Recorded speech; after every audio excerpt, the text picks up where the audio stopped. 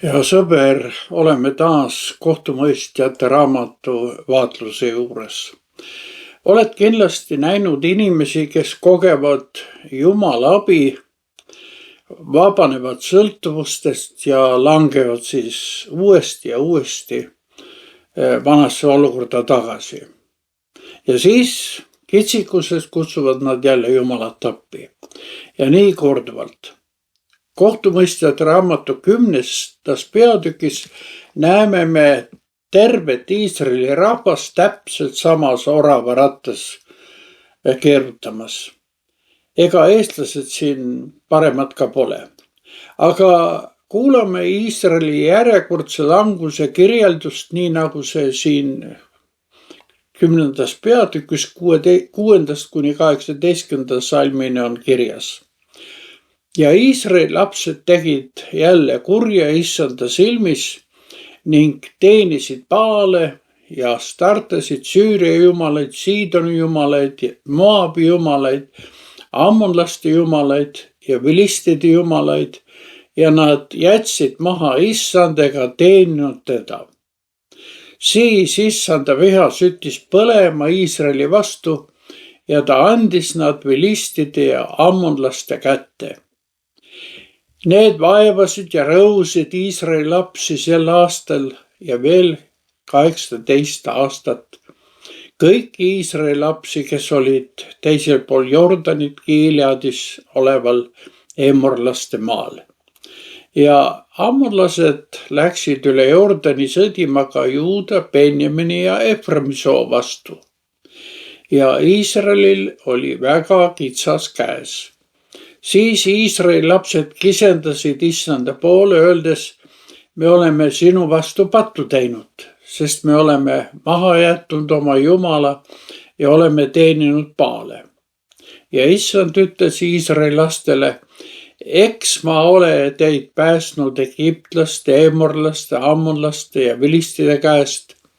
Siidonlased, Amalek ja Maon rõhusid teid. Siis te kisendasite minu poole ja ma päästsin teid nende käest, aga te jätsite mind maha ja teenisite teisi jumalaid. Sellepärast ma ei päästa teid enam. Minge ja kisendage nende jumalate poole, keda te olete valinud. Päästku nemad teid teie ahastuse ajal.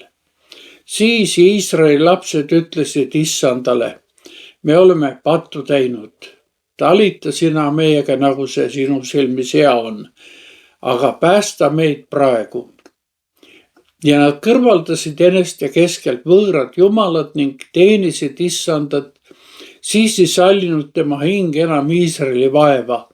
Aga ammonlased kutsuti kokku ja nad lõid leeri üles Gileadi ja Iisraeli lapsed kogunesid ning lõid leeri üles Mispasse. Siis ütlesid inimesed Gileadi vürstid üksteisele, kes oleks see mees, kes hakkaks sõdima ammonlaste vastu. Saagu ta pealikuks kõigile Gileadi elanikele.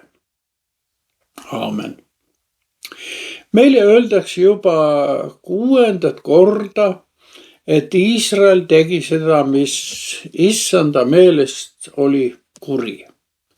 Seekord toimub aga ebajumalate teenimine nagu mastaabis, mida varem polnud ette tulnud. Nad teenisid Baale, Astartasid ning Süüria, Siidoni, Moabi, ammonlaste ja vilistide jumalaid. 7 erineva ebajumala nimetamine sümboliseerib siin seda totaalset langust. Kogu maa on täis erinevad igaks elujuhtumiks sobivaid ebajumalaid. Kuid tõelisele elavale jumalale siin enam ruumi ei ole. Elav jumal on vahetatud ebajumalate vastu. See paneb ka meid täna küsima, kas me kaasajal oleme kuidagi paremad või on ka meie elus asju ja isikuid, keda me elavast jumalast rohkem hindame ja teenime. Tagajärjeks oli toona see, et Jumal jättis Iisraeli rahva iseenese hooleks. Ja nii pidid nad tundma nüüd seda iket, mis neid koos ebajumalate teenimisega tabas.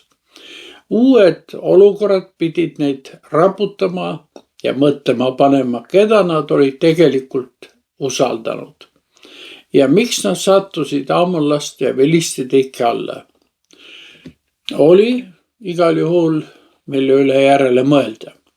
Eriti tõusevad siin esile ammonlased, kes elasid teisel pool Jordanit ja rõhusid Iisrael nüüd 18 aastat. Ammonlased on Loti järeltulijad ning nimi Ammon see tähendus viitab siin iseseisvusele.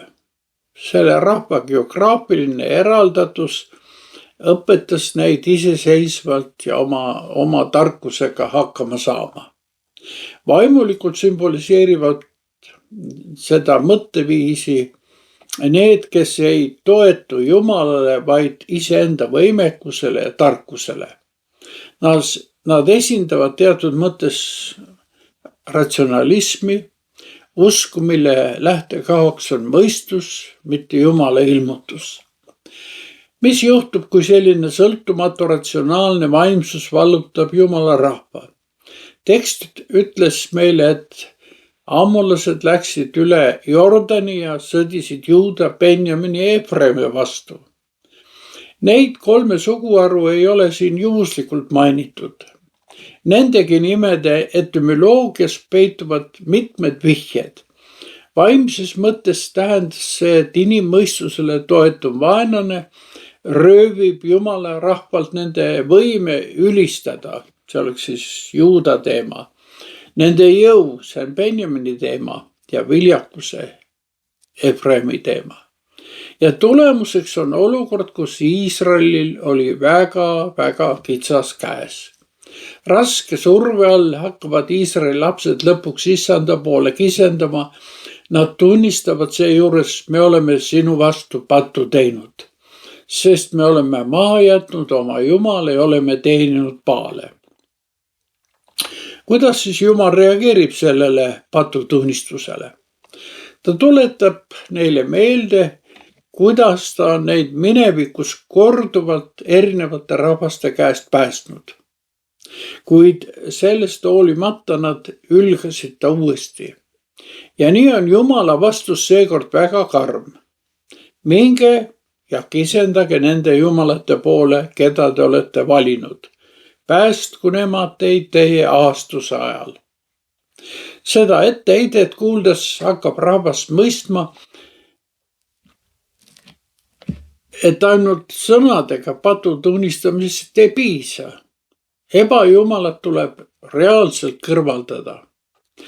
Elu koos elava Jumala ja ebajumalatega pole võimalik. Sa kas teenid üht või teenid teist. Vale ja kurja eemaldamise küsimus on tõeline ja tegelik meeleparanduse proovikivi. Ja nii ütlevad nad nüüd Jumalale, et talita sina meiega, nagu see sinu silmis hea on. Aga päästa meid praegu. Ja seejärel kõrvaldavad nad võõrad jumalad. Pärast seda märkame me midagi erilist Jumala iseloomus. Meile öeldakse, et pärast ebajumalate kõrvaldamist ja Jumala teenimise juurde naasmist ei sallinud tema hing enam Iisraeli vaeva. Jumal ei ole tuim kohtunik. Ta süda on puudutatud meie valust ja murest ja seda eriti siis, kui me taas tema poole pöördume. Kuid nagu öeldakse, vaenlane ei maga. Niipea kui Iisrael eemaldub ebajumalate teenimisest ja parandab meelt, muutub ka vaenlane aktiivseks. Ammonlased kutsuvad oma väed kokku, paigutavad oma väed Gileadi. Kui Jumala rahvas hakkab elava Jumala teenimist tõsiselt võtma, ei jää ka vaenlane kuidagi rahulikuks. Vastuseks vaenlase liikumisele paigutab ka Iisrael oma väed Mispasse. Mispa tähendab siin vaatetorni. Rahvas, kes oli vaimselt äganud on ärkvel ja jälgib tähelepanelikult vaenlase kavatsusi, kuid selle asemel, et sellel vaimuliku ärkamise lainel edasi liikuda, näeme me hoopis midagi muud. Kiiljad ja vürstid hakkavad tegutsema lihtsalt lokaalsetest ja poliitilistest huvidest lähtuvalt. Kiiljad ja vürstid küsivad üksteiselt, kes oleks see mees, kes hakkaks sõdima ammonlaste vastu. Saagu ta pealikuks kõigile Kiiljade elanikele. Esmapilgul tundub see ettepanek loogiline, kuid samas paljastab selline küsimuse asetus ka varasemate eksirännakute tagajärje. Tunne, et nad kuuluvad ühtse Jumala rahva hulka, on vähenenud. Nad ei otsi juhti tervele Iisraelile, vaid ainult Kiiljade elanikele. See näitab, et rahva ühtsustunne pole enam see, mis ta varem oli. Lisaks sellele märkame me veel midagi. Keegi ei küsi Jumalalt, keda tema tahaks neile päästjaks anda. See on traagiline märk vaimsest allakäigust. Hiljem näeme, et asjad on veelgi rohkem alla käinud. Nad annavad ka Simsoni näiteks vaenlaste kätte. Ometi peitub selles juhi otsimises meile ka oluline mõte.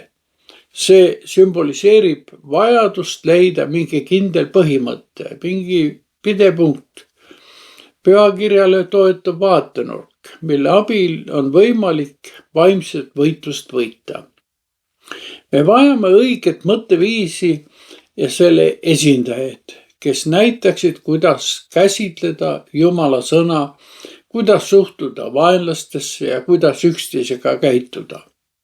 Tulgem nüüd meie enda elu juurde. Kas meie elus on samuti tekkinud ebajumalaid, kes meid on elava Jumala teenimisest kuidagi kõrvale juhtinud?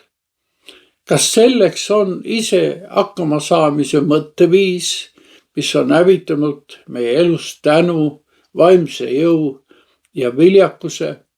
Muidugi need probleemid võivad iga üksiku jaoks olla ka väga erinevad. Kuuldud sõna kutsub meid üles oma elus inventuuri tegema. Pelgast kahetsusest ei piisa, need ebajumalad tuleb ka kõrvaldada. Ja siis kogeme me ka elavat Jumalat, kelle hing ei salli enam meie vaeva. Ta on Jumal, kes tahab meid päästa nii ebajumalast kui lokaalpoliitilisest mõtteviisist. Ole õnnistatud. Järgmisel korral vaatleme Jefta tõusu kohtumõistjaks ja sellega kaasnevaid sündmusi. Aga seniks siis kohtumiseni.